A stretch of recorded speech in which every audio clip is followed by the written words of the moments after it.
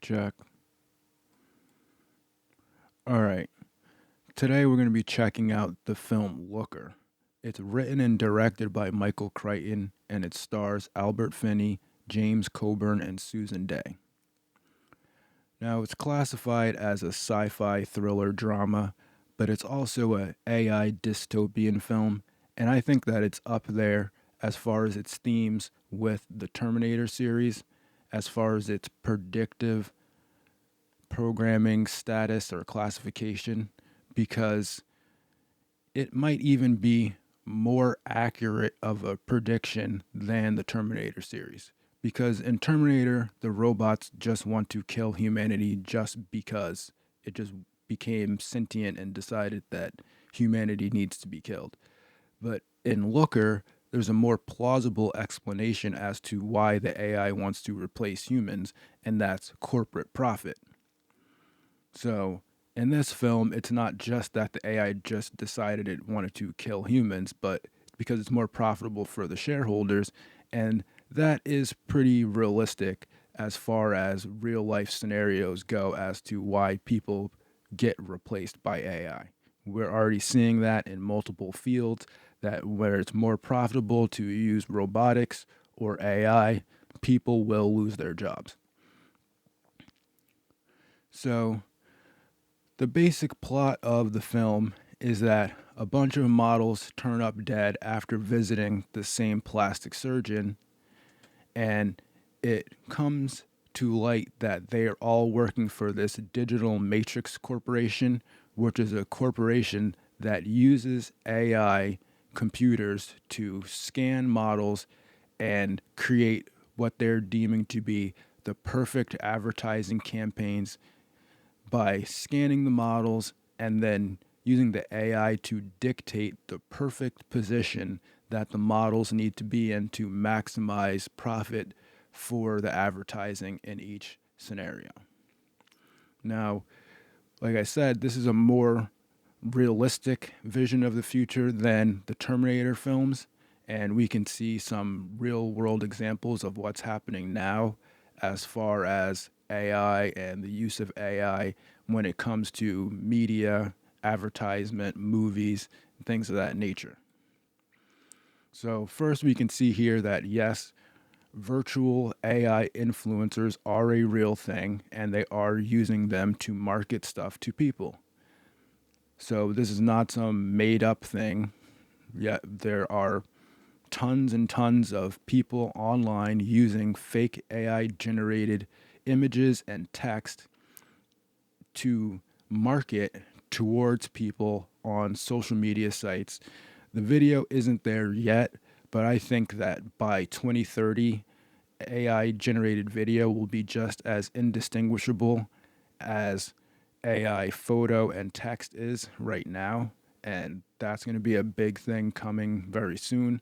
But for right now, any, you know, photograph or text based website can be utilized to use these virtual AI generated influencers because there's basically no difference between a photo of a real woman and an AI generated photo of a woman, and there's no difference between AI generated text and text generated by a real person.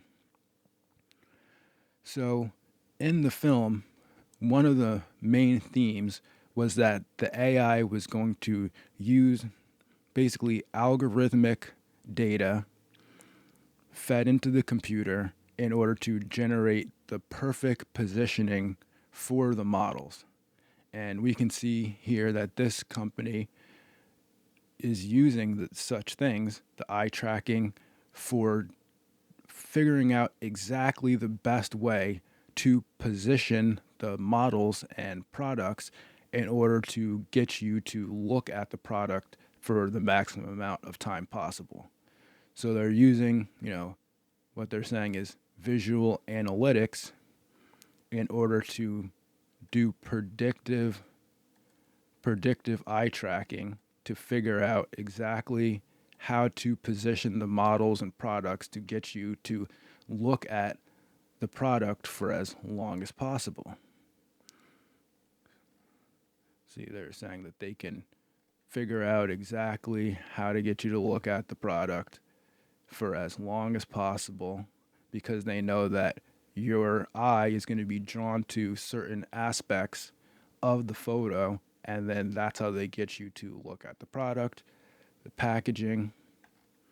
You can see here that they know exactly how to position it because your eye is going to be looking at either the model or the product for a certain amount of time, and then that's what they want you to look at for as long as possible.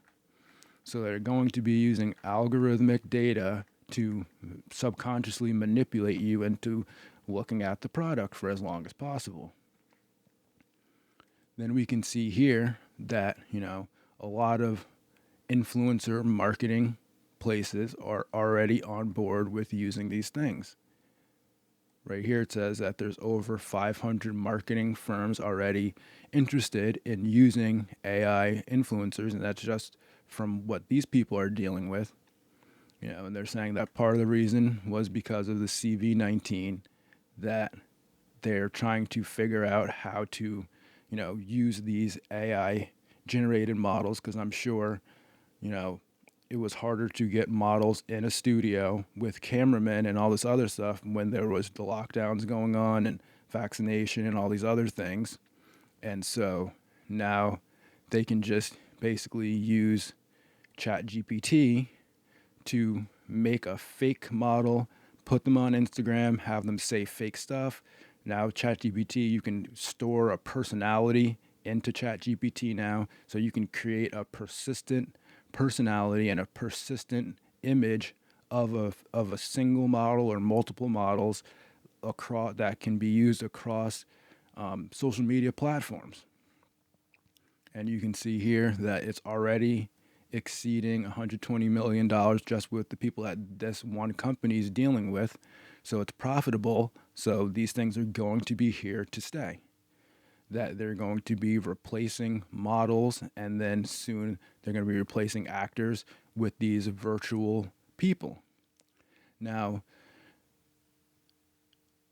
there's a bunch of different reasons why they want to replace people with it. I mean, there's the basic reasons, of course, that they want to replace people with AI and robotics. Obviously, once the overhead costs are met, then it's basically free labor. They don't take days off, they don't get sick, they don't complain. They don't have a family that they need to prioritize.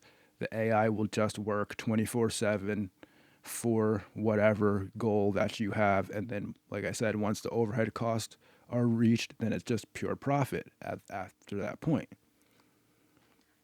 So we can see that this was one of the main themes of the movie, that AI influencers are destroying women's self-image.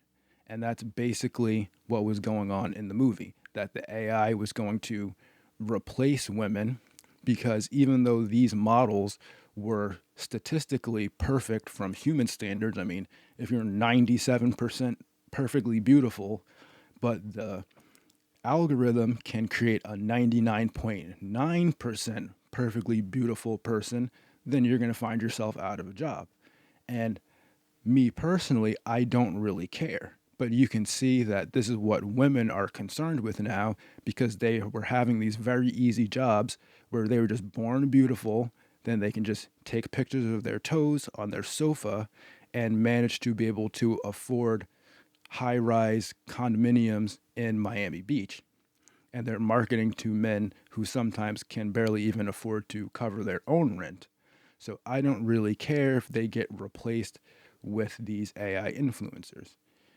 As we can see here, this influencer, fake AI influencer, has her, quote unquote, her own song, Anna Indiana, and she's making more than $10,000 per month, and the money is going to be going to a man instead of a woman, a man that can design these high-tech AI systems and make his own private AI thing.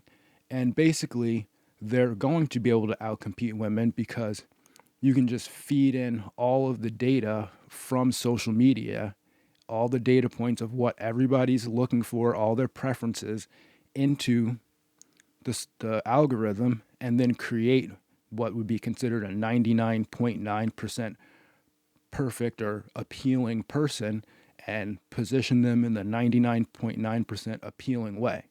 Because that was what was the problem in the Looker movie, was that the models just could not be perfect at all moments in time, where an AI influencer can be algorithmically designed to appear perfect almost all of the time. So we can see here that in China, they're going to be putting a hyper realistic AI actor into a TV series. So, like they're saying here, we're going to be having the first actor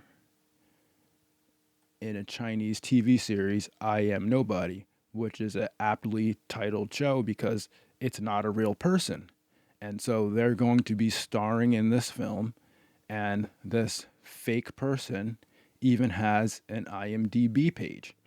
So we can see that they're trying to pass this stuff off as if these are going to be quote unquote real people or real actors.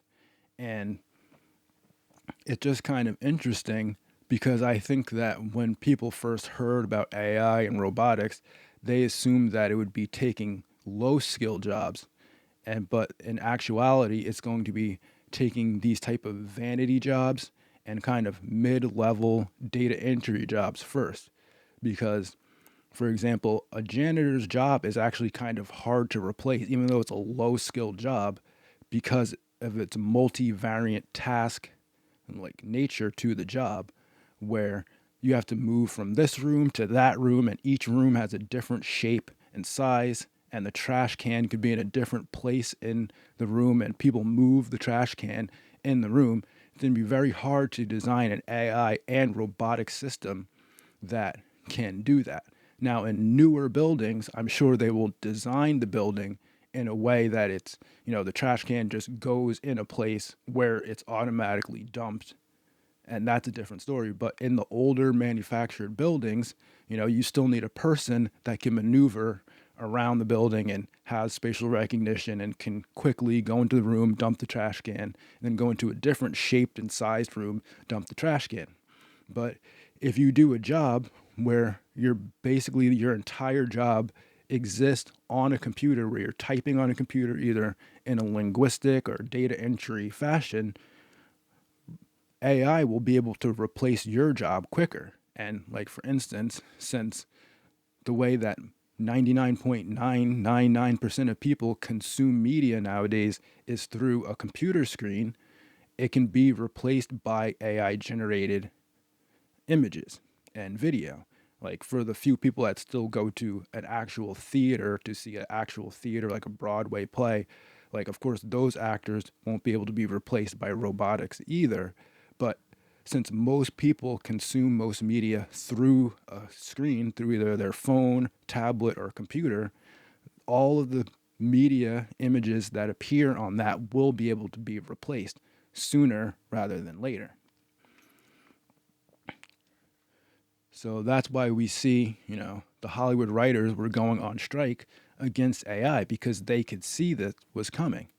And now I think that this kind of points out one of the differences between when we were moving from the agricultural time to the industrial time, and from the industrial to the AI period.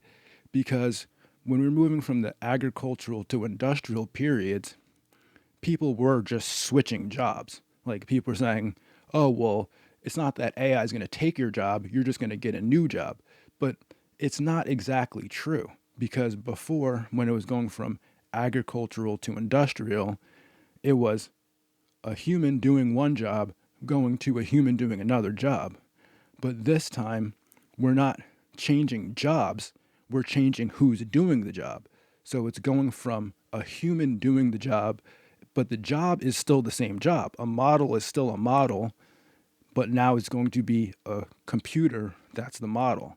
Not, there's no more models, and now there's some other job that's going to be filled by a human. So you see there's a difference there, where it used to be, okay, now a tractor is doing this, but we still need someone to pull the tractor. It's no, now a robot's pulling the tractor and we don't need a person at all anywhere near the thing, right? And these people who are, creative, they can kind of see that that's going to be a bad thing, that they're going to be replaced by the AI. It's not just that they're getting a different job, because why aren't they just saying, hey, let's let the AI replace us, because there's tons of other jobs out there that we can get. They're not doing that because they can see that that's their job. And then if you bring in a robot to do their job, then they won't have a job. But the capitalist, they're like, oh, but no, just don't worry about it. There'll be another job that pops up, but they're not. The jobs aren't popping up. The unemployment is rising, and all these other things are, crime is rising, and people being depressed is rising as AI and automation and all these other things slowly move in and take everybody's job away from them, and then they can't have a job. And even now, they're taking models' jobs and actors' jobs, and pretty soon, what jobs will be left? And of course, someone's going to say, "Oh, you're just mad because AI is taking your job." But basically, it's going to be most jobs will be able to be replaced by AI within like 20 years from now. So we can kind of see that this film has some definite predictive elements in it, because like I said, this film covers, how AI will be used to manipulate marketing, and it will be used to replace attractive people in media and make it a much more controlled environment where they can overtly or covertly push branding or government or other subliminal messages onto people through fake AI generated people, while removing real people from the situation, from the context. And it's a very interesting, I guess, counterpoint to the Terminator vision of the future, where it's just like killer robots coming in to destroy humanity. This is a much more plausible, much more realistic situation where corporations phase out many jobs because it's just more economically viable to replace people with AI and with robotics in certain situations. So, like I said, the aesthetic of this movie is very good. Michael Crichton is good at making movies. I definitely think that this is an underrated conspiracy AI classic movie, and I would suggest that people check it out. So, other than that, have a good day and go MGTOW.